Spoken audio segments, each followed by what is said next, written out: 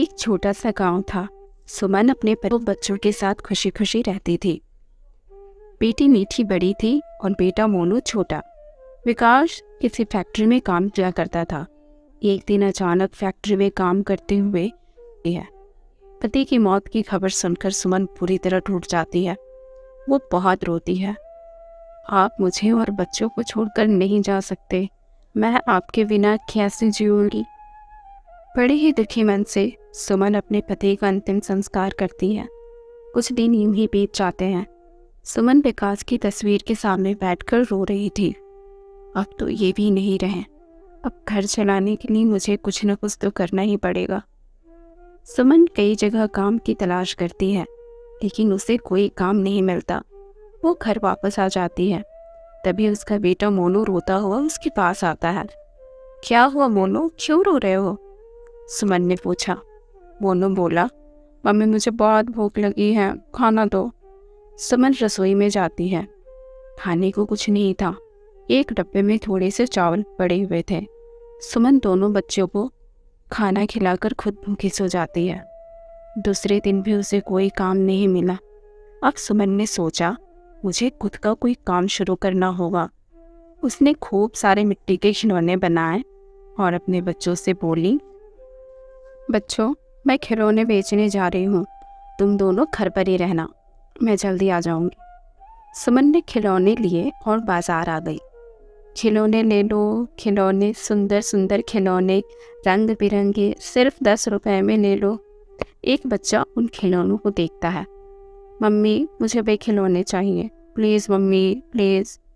उसकी मम्मी ने कहा, बेटा ये मिट्टी के खिलौने हैं, 2 दिन में टूट जाएंगे, मैं तुम्हें दुकान से अच्छे वाले खिलौने दिलाऊंगी। दिन भर में सुमन के कुछ ही खिलौने बिके थे। शाम को बाकी के खिलौने समेटकर वो घर की तरफ आ रही थी। तभी तेज हवा के साथ बारिश भी शुरू हो जाती है। वो भीगती हुई घर पहुंची तो देखा छत कई जगह से टपक रहा था। उसने बेटी मीठी से कहा, मीठी जितने भी बर्तन हैं ले आओ। सुमन ने वो सारे बर्तन लिए और जहाँ जहाँ से पानी टपक रहा था वहाँ रख दिए। बेचारी सुमन छत को देखकर सोच रही थी, इस नई मुसीबत से कैसे बाहर निकलूं। तभी मोनू ने मीठी से पूछा, दीदी जब भी बारिश होती है सिर्फ हमारे घर के छत से पानी क्यों टपकता है? मीठी ने कहा, भैया हमारे घर की छत बहुत पुरानी हो गई है, इसलिए पानी टपकता है। सुमन के घर की छत की हालत बहुत ख़राब हो चुकी थी। सुमन बच्चों की बातें सुनकर बहुत दुखी हो जाती है। काश मैं अपने बच्चों के लिए कुछ कर पाती। तीनों पूरी रात बर्तनों में पानी इकट्ठा करते और बाहर फेंकते।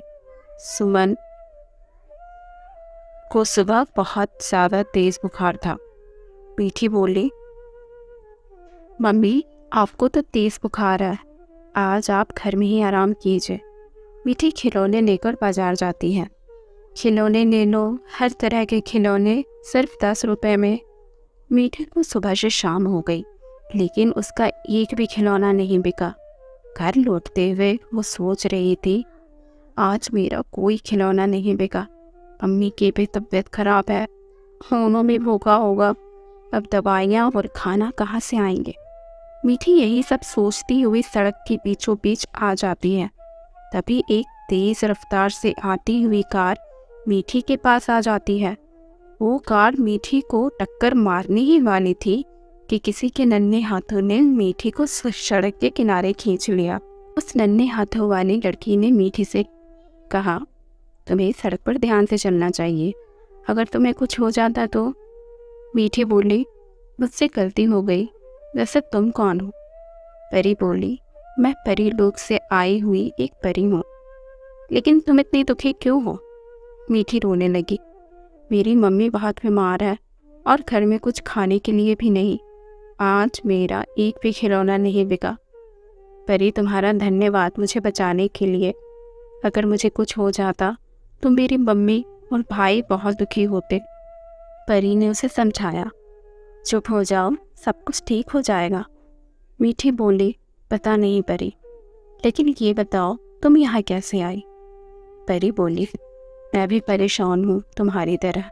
कुछ दिनों पहले मैं अपनी सहेलियों के साथ तुम्हारी धरती लोक की सैर करने आई थी, लेकिन पता नहीं मैं कैसे उनसे बिछड़ गई और रास्ता भटक गई, और मुझे परीलोक जाने का रास्ता भी नहीं पता।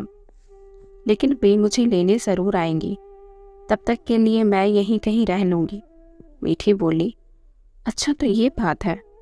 तुम मेरे साथ मेरे घर चलो। आज से तुम भी मेरी सहेली हुई। तुम मेरे साथ रहोगी जब तक तुम्हें कोई लेने ना आ जाए। परी मीठी की दोस्त बनकर उसके घर रहने जाती है।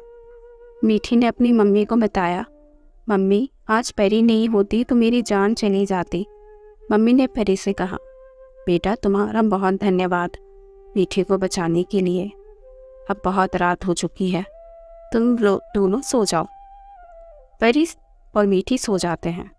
तभी अचानक बारिश शुरू हो जाती है और छत फिर से टपकने लगता है। सभी की नींद खुल जाती है। फिर सभी ने पानी टपकने वाली जगहों पर बर्तन रखना शुरू किए।